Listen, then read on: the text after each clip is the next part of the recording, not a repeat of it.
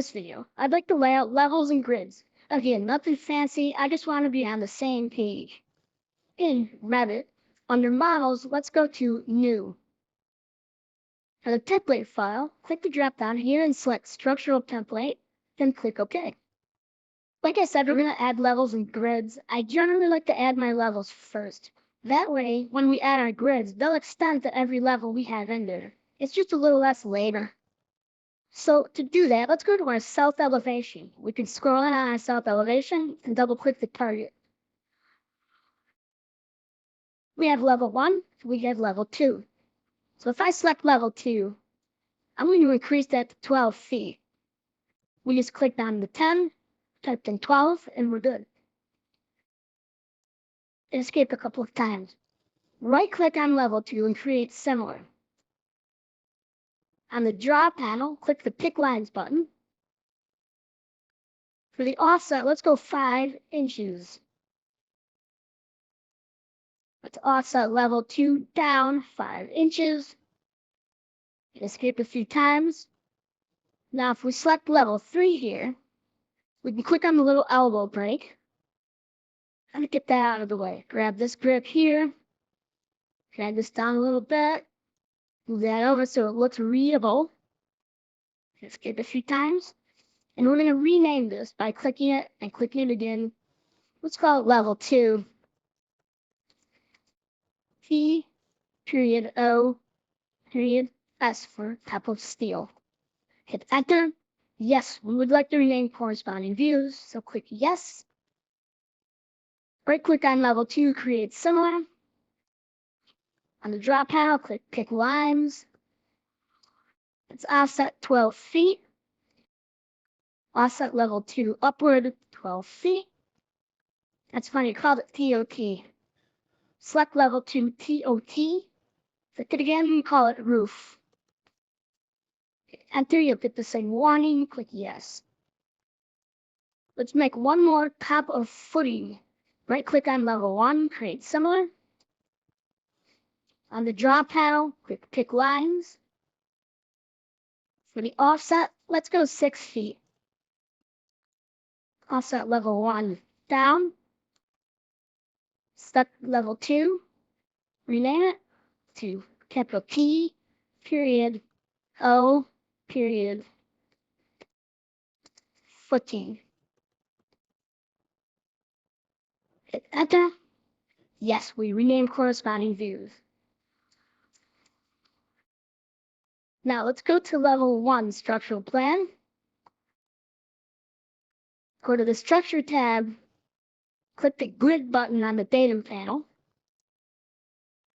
I'm going to draw a line from here to about here. Select this. Let's turn on our show bubble. Great. Select grid line 1. Click copy. Click constrain. Click multiple.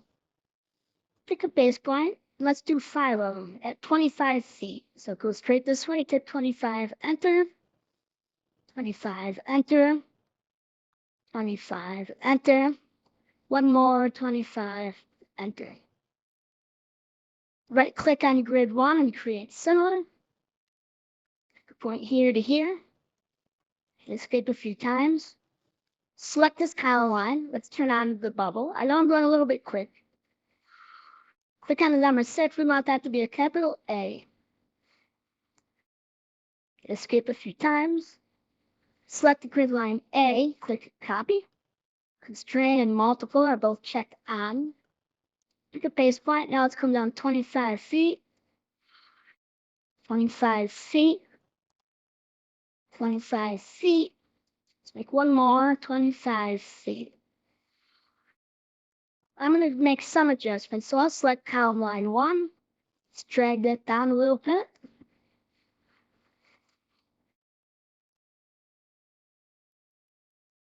Now if we go to our south elevation, we'll see that we've got our grids, we've got our levels. Click down to level 1. Go ahead and save this file. I'm going to save this file as structural. I'm going to save it into my exercise files folder. Then we're ready to go. Under structural plans, I'm going to go to level 1. On the structure tab, I'm going to click wall. Now let's click our drop down here. Let's find foundation 12-inch concrete. Let's click edit type. Now let's duplicate this wall. And we will call this foundation 1 foot-6 inch concrete. And let's remove that little number 2. Click OK. Now for structure, let's click the edit button in the value column. Everything here is good for the thickness. Let's make that thickness 1 space 6. I type 1 space 6, it gives me 1 foot 6 inches. Let's click OK. Let's click OK. Now we're on level 1, so our depth, instead of unconnected, let's go to top of footing. Let's keep our location line based on wall center line. On the draw panel, click the rectangle button. Pick this intersection here. Let's pick this intersection here. Escape a couple of times. Excellent. Let's put a footing underneath this. In the project browser, let's jump down to top of footing. On the structure tab, go to the foundation wall icon. Wall bearing footing, click edit type. Now let's duplicate this. Let's call this bearing footing 2 foot 6 inches by 12 inches. Get rid of that number 2, click OK. For the width, I type in 2 space 6 and hit enter. Click OK. Now if you hover over one of your walls so it highlights it, hit your tab key once and then select it. It's going to put that footing right below it. Perfect.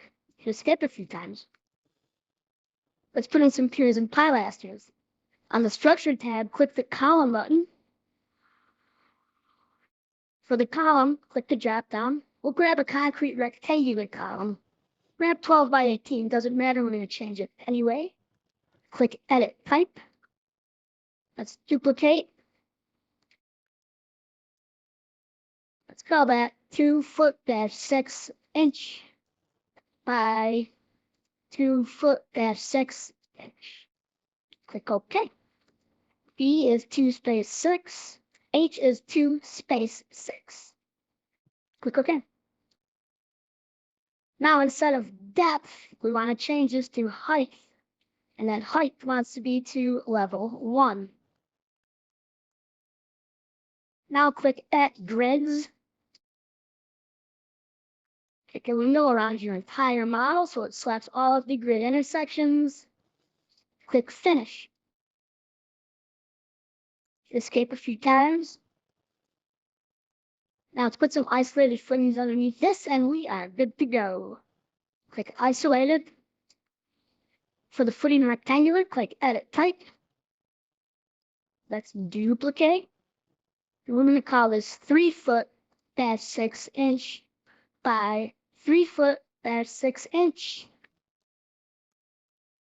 by 12 inches. Get rid of the number 2, click OK. Foundation thickness is 1 foot. Width is 3 space 6. Length is 3 space 6. Click OK. Now click Add Columns. Pick a nice big box around your model. Click Finish. Escape a few times. Go to a 3D view. Beautiful. Notice that we have our walls, we have our columns, and we have our analytical lines in there. Obviously, we're going to take a good look at those in a later chapter. I'm going to go back down to level 1. Click Close Windows. Save it, and you are good to go. Now, time to move on to steel. On the Structure tab, click the Column button. Instead of concrete rectangular column, click the drop down. Let's select W-shaped column, W10 by 33. Let's make sure our height is set to level roof. Because we have such a simple layout, we can click at grids. Let's pick a window around our entire model so it selects all of our grids. Click finish. Hit escape a couple times. Let's go to a 3D view.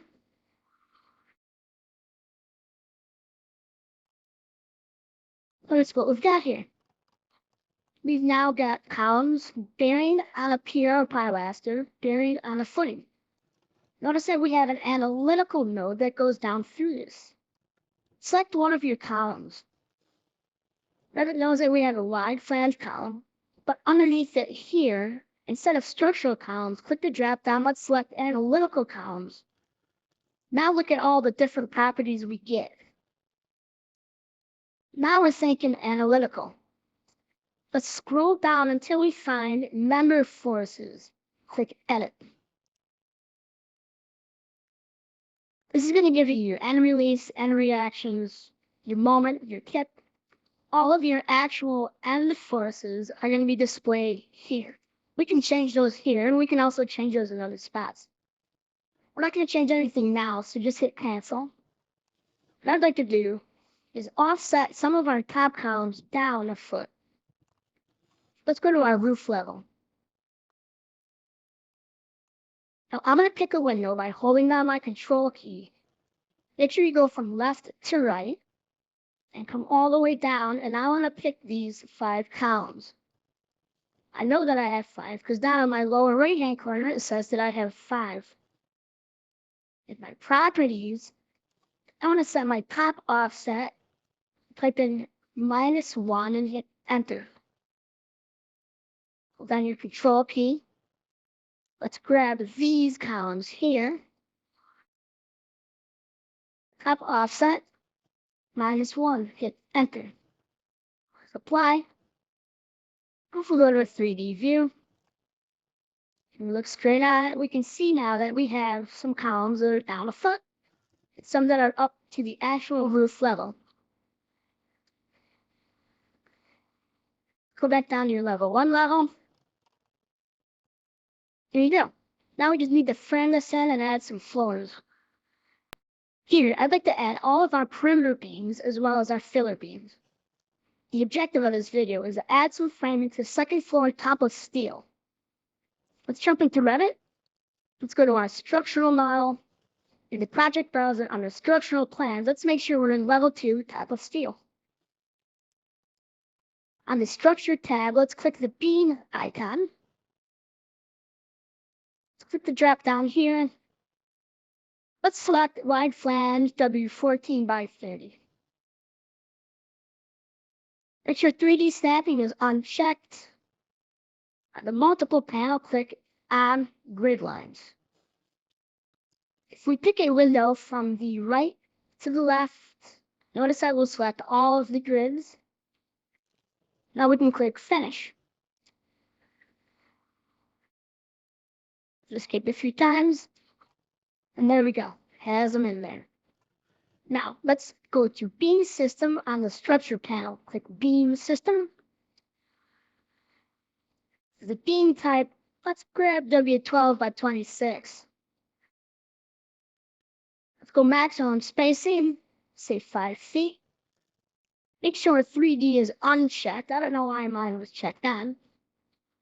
And I like to have a system tag style. We need to go bay by bay, so I'm going to hover over this beam here. Pick it. It's going to drop it in. Let's do the same for all of our bays. There we go. Got them in. That was easy enough, right? Now let's add some roof joists. Hit save and you're done. In this video, we're going to place point boundary conditions to the bottom of all of our piers and pilasters. Then we'll place the released boundary condition to the top of all of our steel columns. To get started, let's jump into Revit. Browse to where you're keeping your exercise files, and open the structural model. Of course, you can open any model you want. In the project browser, let's go to 3D views, and let's go to analytical model. Here we have our analytical model, but we don't have any loads placed. Let's do that. Go to the Analyze tab.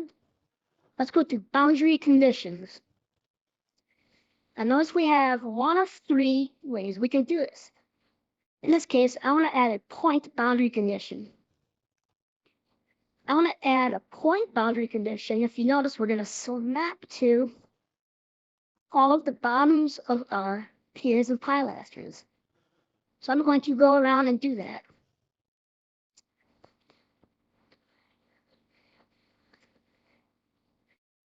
This might take a little while, but we're going to hit all of them.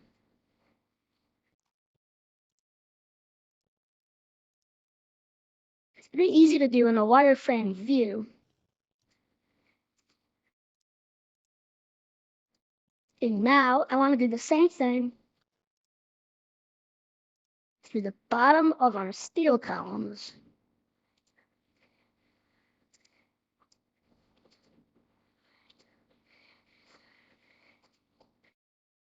Try not to miss any.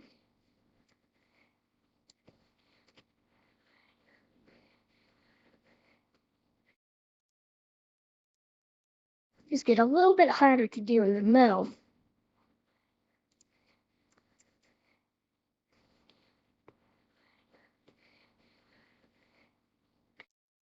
Get lost in a sea of lines. Look at it from underneath here. Okay, one more row to go.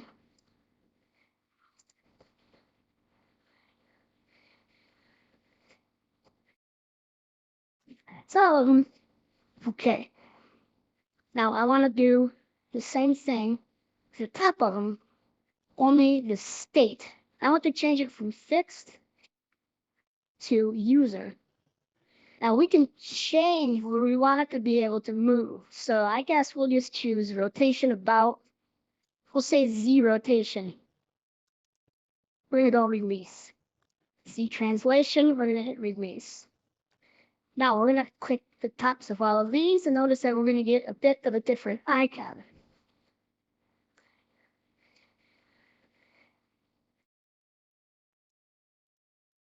If you go through, we can now ends of all of these beams that frame into this. We're just going to do this on the exterior.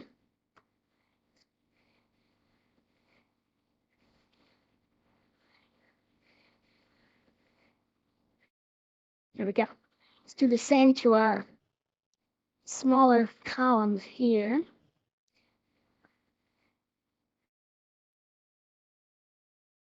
Sometimes it's hard to grab them. I'll do the same to the tops of these.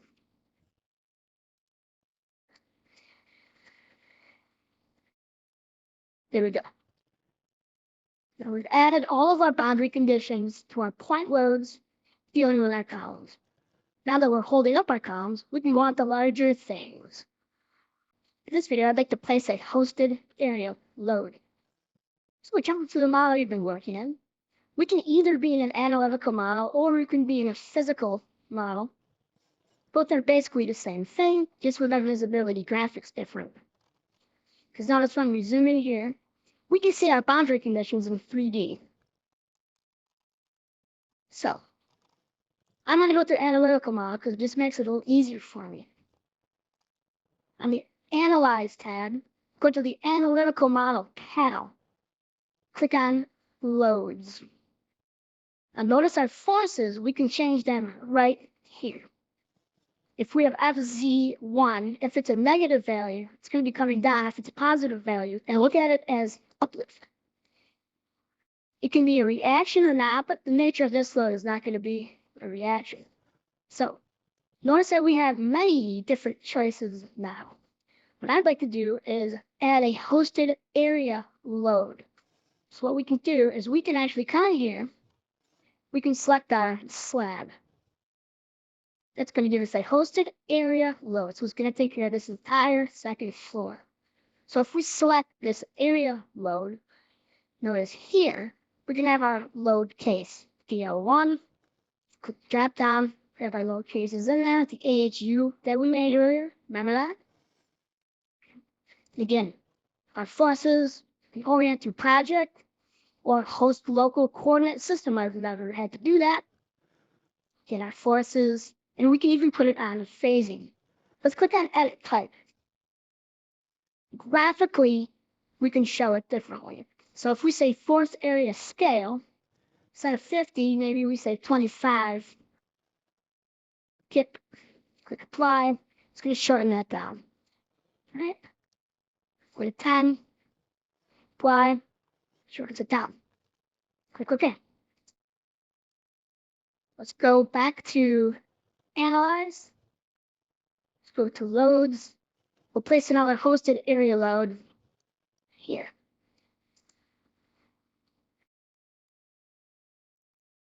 So yeah, it's that easy. That's how you place a hosted area load.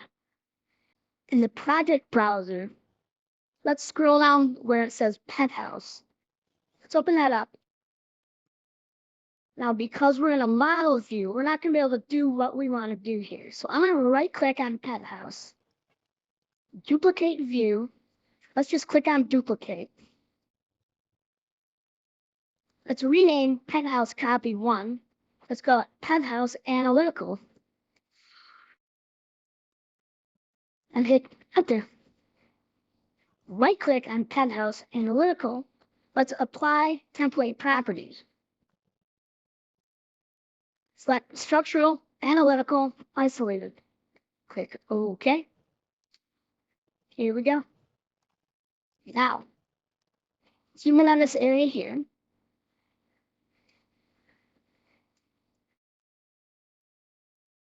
Go to the Analyze tab.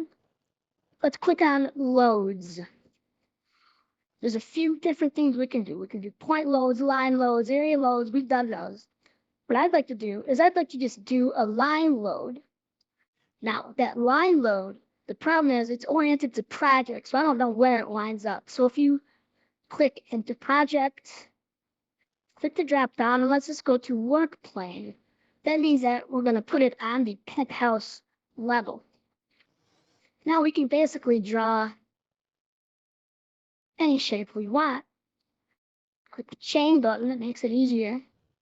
Point here, over to here, out to here, over to here, up to here. Now if you hold down your control key and select all of these,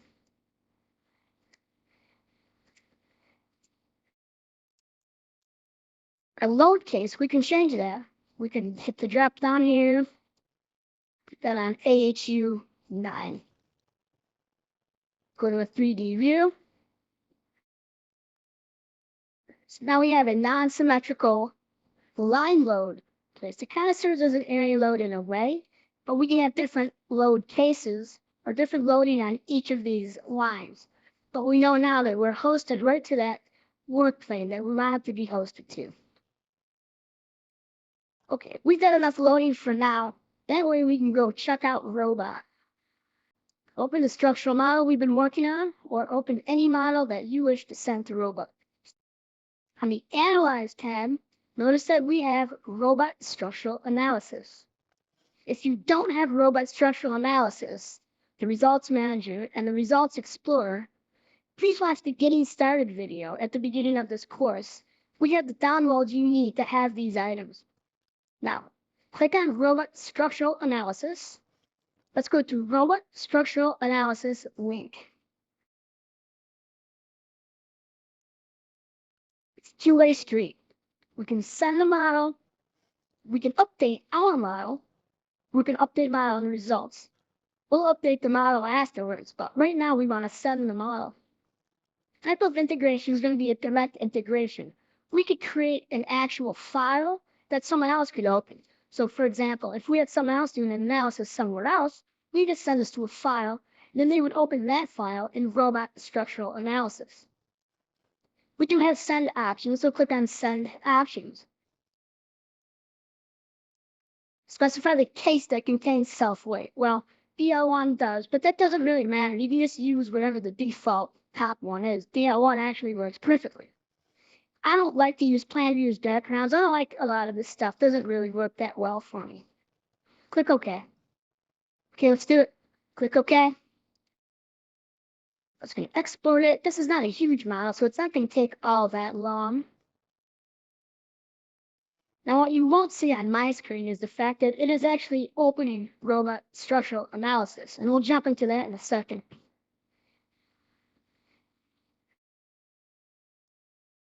Setting to robot structural analysis completed. You want to view the events report? Sure. Click yes. Went through, no whammies, no whammies, no whammies. Excellent. So it sent it. I'm going to close out of my warning list. And once I close out, Robot Structural Analysis Professional opens, and there we go. It's got our building, it's got our levels, it's got our loads. Now that we have it into Robot Structural Analysis, we'll start to go through and see how we can really look at our model and turn stuff on. Because it looks like there's some stuff missing. It's really not. It's almost like Revit. In Robot, we're in that model that we exported. The first thing I noticed is our loads aren't showing up. Our boundary conditions are there, but our loads are not. So what I'd like to do is go to the View tab, go to Display. Here's all the stuff we have turned on or off.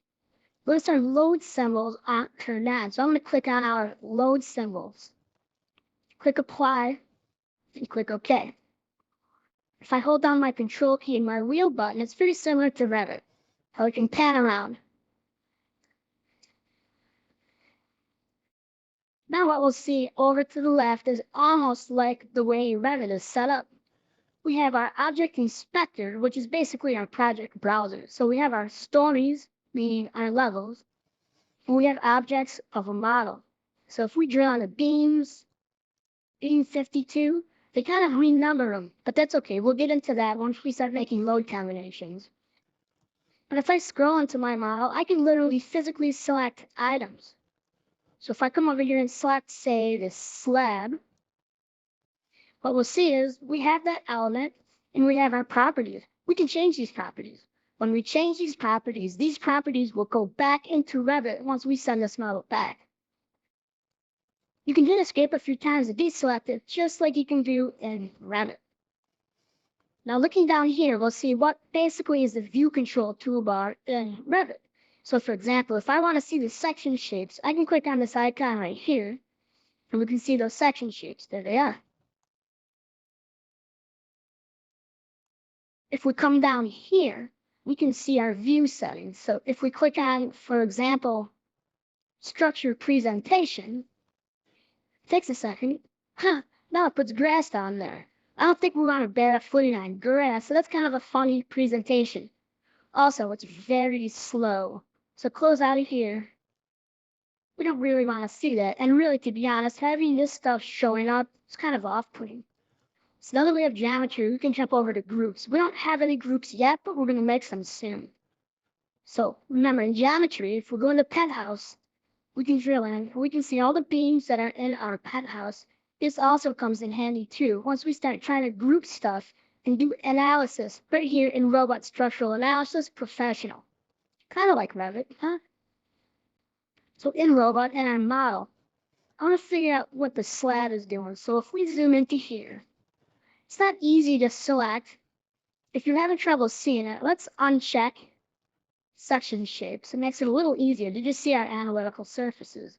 Now, if you hover over just like about here, you're going to select that entire slab. They call it a panel. But if we scroll down here, we'll see the calculation. It's calculating it as a shell.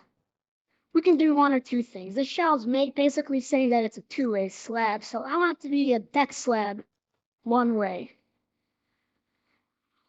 There's no real apply button, but notice that we have panels and we have stories here. So if we go back to panels, we'll see that we can select anything we want. So instead of a floor, we can make that a wall or a panel. Trapezoid. So we can change all of our analysis based on the physical model right here.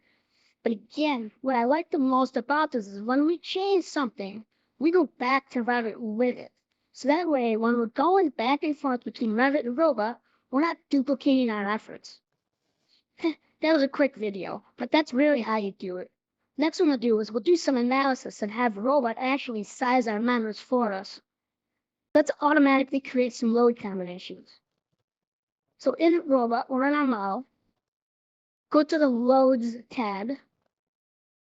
Now go to automatic combinations. Let's base our load combinations off ASCE 710. Let's select full automatic combinations. Notice that we can click more. Regulations haven't changed, that's fine. Hit yes. Now we can accept all these as defaults. Notice that we have our load cases, they're all turned on. Combinations, we're going to make all of these combinations right here. We can add groups, relations, but in this case, we're going to go to combinations. We're just going to click on generate. Seems pretty simple, but we just automatically generated all of our load combinations. Like I said, we didn't really have to do any of these loads in Revit. In order to analyze surfaces, we need to create a basic grid, basically a mesh. This will allow us to actually see where our surfaces are supported, or sagging, or actually deficient. This is needed to proceed with other analysis.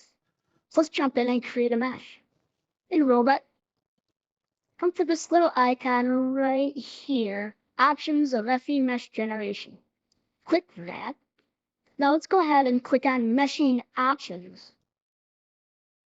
You haven't selected anything, so we're saying yes, mesh every panel in our entire model. So click yes. Now in our meshing options, let's go with complex mesh generation. We'll go with element size. It's 3.28 feet. I'm not sure where they get that from. I'm just gonna go with 2 feet. Hit tab. We go to our advanced options. We don't really need to get into all of this, so let's just click OK. Now it's going to select all of our surfaces. Now what we need to do is go to Generation of Calculation Model. So basically with these selected, we're going to click this. It's going to start to run some analyses.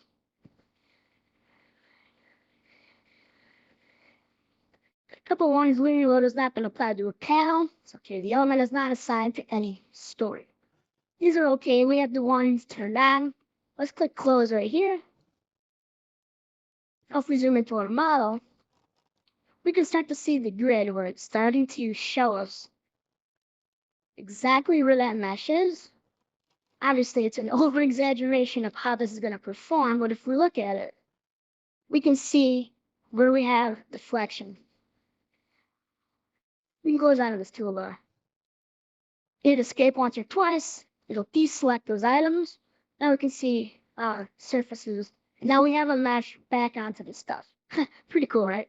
Did I mention this can all be integrated back into Revit? In Robot, we're in that model that we exported. The first thing I notice is our loads aren't showing up. Our boundary conditions are there, but our loads are not. So what I'd like to do is go to the View tab, go to Display. Now here's all the stuff we have turned on and off. Notice our load symbols aren't turned on, so I'm going to click on our load symbols. Click Apply, and click OK. If I hold down my Control key and my wheel button, it's very similar to Revit, how we can pan around. Now what we'll see over to the left is almost like the way Revit is set up.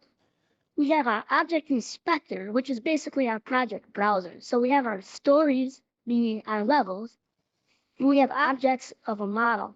So if we drill into beams, beam 52, they kind of renumber them, but that's okay. We'll get into that once we start making load combinations. But if I scroll into my model, I can literally physically select items. So if I come over here and select, say, this slab, what we'll see is we have that element and we have our properties. We can change these properties. When we change these properties will go back into Revit once we send this model back. You can hit escape a few times to deselect it, just like you can do in Revit. Now looking down here, we'll see what basically is the view control toolbar in Revit. So for example, if I want to see the section shapes, I can click on this icon right here, and we can see those section shapes. There they are. If we come down here, we can see our view settings. So if we click on, for example, structure presentation, takes a second. Now it puts grass down there. I don't think we want to bear a footing on grass, so that's kind of a funny presentation. Also, it's very slow. So close out of here. We don't really want to see that. And really, to be honest, having this stuff showing up is kind of off-putting. So now that we have geometry, we can jump over to groups. We don't have any groups yet, but we're going to make some soon. So remember, in geometry, if we go to the penthouse, we can drill in. We can see all the beams that are in our penthouse. This also comes in handy too, once we start trying to group stuff and do analysis right here in Robot Structural Analysis Professional. Kind of like Revit, huh? So let's jump into our model we've been working in, or whatever model you're currently working in. On the toolbar, let's find analysis.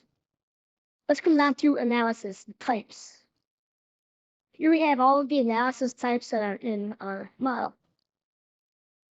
We can always change the analysis type if we click here. We can change whatever case we want. I want to keep the case we have alphabetically. It's helping me out here. Click cancel. We can create a new one. I like the one we have. Of course, we can create any case here that we want. We can change the types.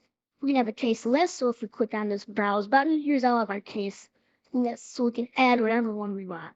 Just so happens that alphabetically, DL1 is the one I want. We can also, if we use a DAM, a direct analysis method, we could do that too. But I don't want to do that. I just want to use our model generation.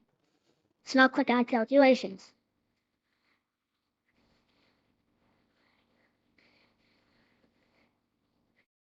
Unit instability of type 1 detected at node 24. So that's fine. We can hit escape to ignore all warnings. We can get the warnings later. 6 warnings. Now we can read our nodes. We know what those nodes are. They all seem pretty consistent to be in the same spot. So let's click close. Let's click close here. It doesn't look like it did much when we did that, and there's really no verification that we did anything, other than if you look down here at the very bottom, you see a little green light. Results available. So what I want to do now is let's go to the Results tab. Let's go to Maps. Well, now we threw a bunch of errors. Let's see what happens if we go to Displacements, UW. Click Apply. Click Close. Hey, now we can see where we're starting to get sags. If you look at the chart, purple's bad. Get up to white, which is fine. Notice that, of course, the white is at all of our columns. So there you go. That's how you view the results of an analysis. Let's jump into Robot. Now, some of these settings are getting a little annoying. So the first thing I do is go to Results. Let's go to Maps. Oh, under Displacements, let's turn that back off. It's pretty cool, but I don't want to see it right now. Click Apply. You can close out of the Maps dialog. Now you'll notice is this item right here. This is our Layouts tab. This is very similar to how AutoCAD used to do it back in the good old days, where if we change to some predefined layout, it will give us some icons to deal with what we're doing. In this case, I want to do with steel. So click the drop down. Let's go to Steel Design. Let's grab Steel Aluminum Design. There. Down here on the View toolbar, let's uncheck Calculation Mode so we can turn off some of the other mappings we had turned on so we can see our steel better. So what I want to do is up here, if I hover over my beams, they're kind of hard to see because I need to see what numbers these are. So if I come down to my little control bar here and turn on Section Shapes, I'm going to hover over one of my beams here, and I see it says 270, 69, 68, 67, 66.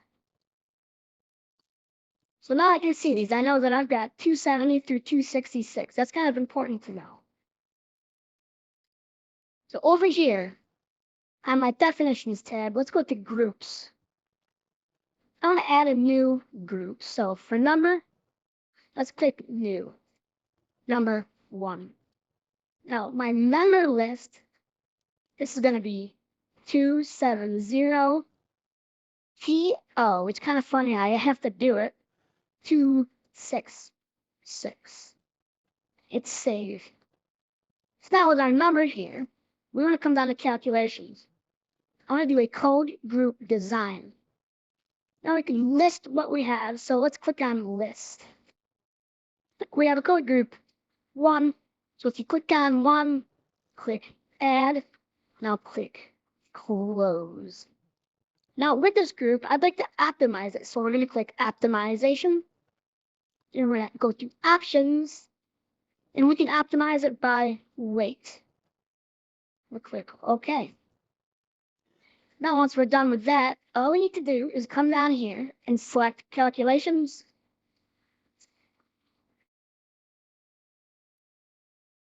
Now notice it doesn't like the W12 by 19, which I wouldn't think it would.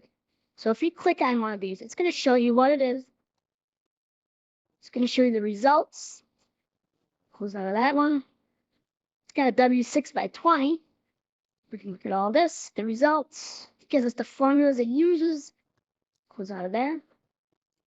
Or W8 by 21, which is the favorable one. So it's the one it doesn't want, what you could use, best case scenario. So I'm going to grab this W8 by 21. I'm just going to click on change all. Now the perform operation will cause the changes in the database containing structured data and may cause a change, of course. So click yes. And you can almost see it kind of in the background. It changed those shapes. So click close here. We can save these results so you can go back and look at it, but in this case now we don't want it, so I'll just cancel out of that. Close out of here. There we go.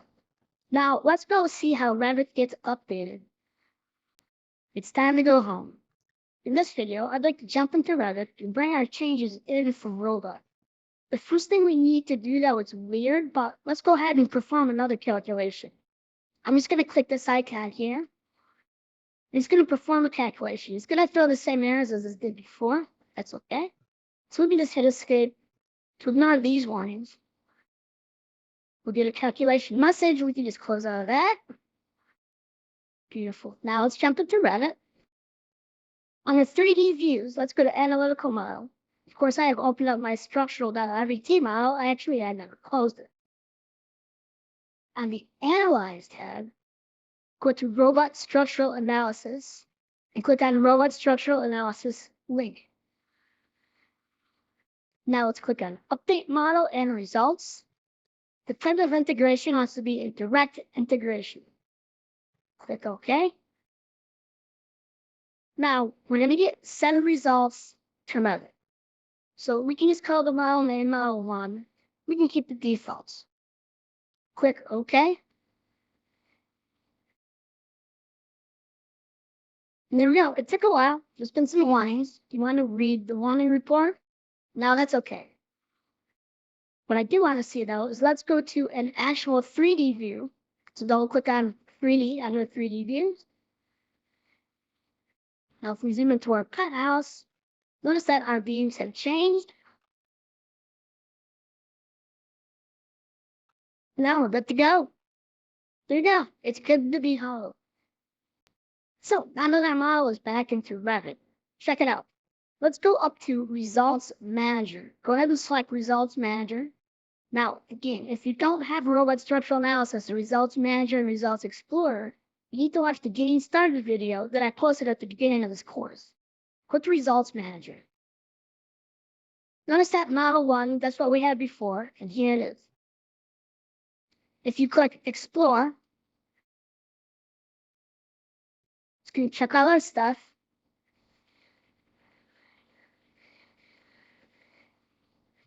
Now what we can do is we can take a look. So if we look at deformation, click Apply, we can start to look at our model analytically. There's a lot of work to do. If you remember those blue dips that we had in our model before, notice that they're here now. So now we can bring our model into Revit and check the stuff out. We can close out of this dialog here. We can turn on other things, results for surfaces, apply.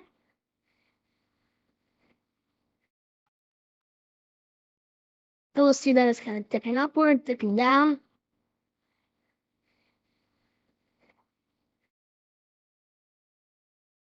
So there you go. That's how you use the Results Manager and your Results Explorer. This video is going to be quick. It's simply showing you how to do a save as. Notice that you have a save icon. You have File. So go to File. Go to Save As. Here it is. It's a robot file.